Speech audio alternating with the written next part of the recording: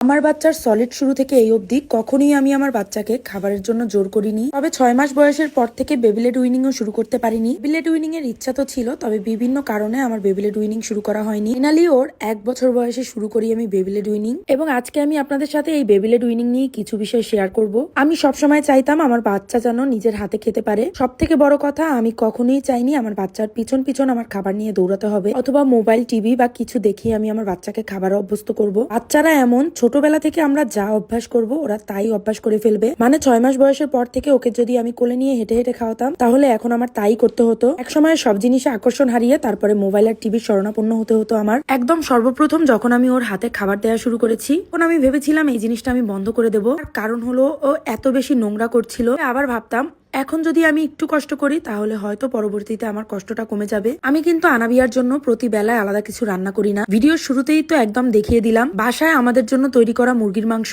আর তার সাথে ডাল দিয়ে আমি ওর ভাত মেখে দিয়েছি, এবং আলহামদুলিল্লাহ ও সেইটাই খেয়েছে। সব থেকে বড় কথা হলো আমার মেয়ে মাশাল্লাহ দিলে আমাদের না করা মাছ মাংসই বেশি পছন্দ করে। তারপরেও এমন হয় মাঝে মাঝে আমরা নিজেরাই ভাত রান্না করি না, তখন ওর জন্য এরকম ভাবে নুডলস রান্না করে দেই। এই দিন আমি ওকে একটু নুডলস রান্না করে দিয়েছিলাম, তার সাথে একটু মুরগির মাংসরে সেদ্ধ করে দিয়েছিলাম।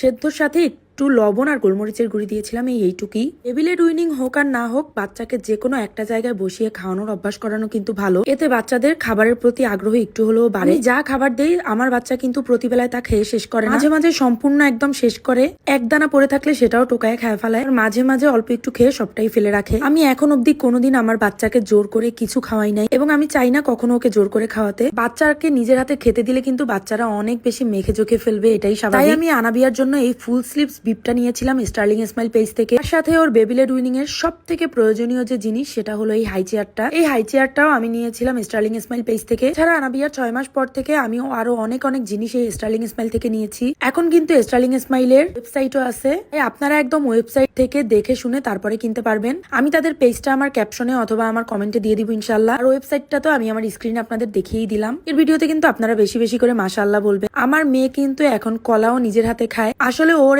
এই অভ্যাসটা গড়ে তুলতে আমার একটু তো সময় লেগেছে, তবে ওর এই অভ্যাসটার ফলে আমাদের বর্তমান এবং ভবিষ্যৎ ইনশাল্লাহ ভালো হবে। তবে সত্যি বলতে বাচ্চা যদি নিজের হাতে খায়, এটা কেউ চায়, জন্য এই চেয়ারটা অবশ্যই অবশ্যই দরকার। এছাড়াও বাচ্চার একটা ভালো খাবারের অভ্যাস তৈরির জন্য এই চেয়ারটা দরকার। বিয়ার আরো একটা খাবার ওর হাতে তুলে দিলাম, পাস্তা আর কোয়েলের ডিম।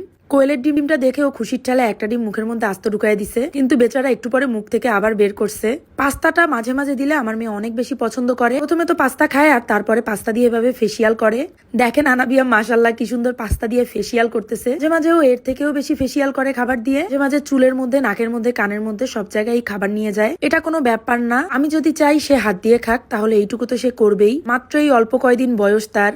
আনাবিয়ার বয়স হচ্ছে এখন 1 বছর 3 মাস। ওর বয়স অনুযায়ী আলহামদুলিল্লাহ ভালোই নিজের হাতে খাওয়া দাওয়া শিখে গেছে।